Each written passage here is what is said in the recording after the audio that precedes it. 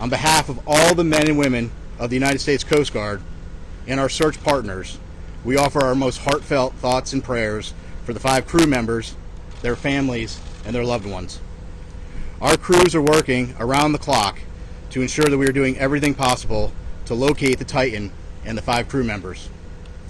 Yesterday, we stood up a unified command consisting of expertise from the United States Coast Guard, the United States Navy, Canadian Armed Forces and Coast Guard, and the Titan's parent company, Ocean Gate Expedition.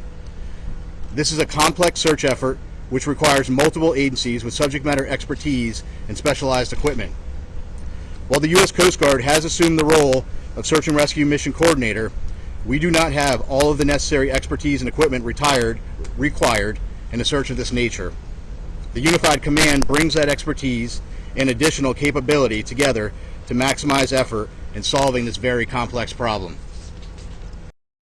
Approximately 1 hour and 45 minutes into the scheduled dive, the Polar Prince lost all communication with the Titan. The Polar Prince conducted an initial search and then requested Coast Guard assistance. The U.S. Coast Guard in Boston assumed the responsibility of search and rescue mission coordinator and immediately launched search assets. Since Sunday, the Coast Guard has coordinated search efforts with the U.S. and Canadian Coast Guard, Air National Guard aircraft, and the Polar Prince, which have searched a combined 7,600 square miles, an area larger than the state of Connecticut. These search efforts have focused on both surface, with C-130 aircraft searching by sight and with radar, and subsurface, with P-3 aircraft were able to drop and monitor sonar buoys. To date, those search efforts have not yielded any results. Search efforts have continued through last night and today. Today, the vessel Deep Energy, a 194-meter pipe-laying vessel, arrived on scene with underwater ROV capability.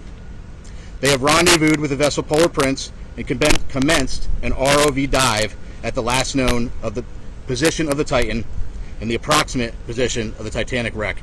That operation is currently ongoing.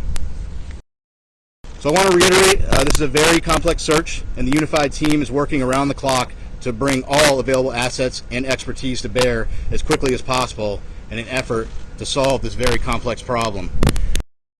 And so right now, all of our efforts are focused on finding the sub.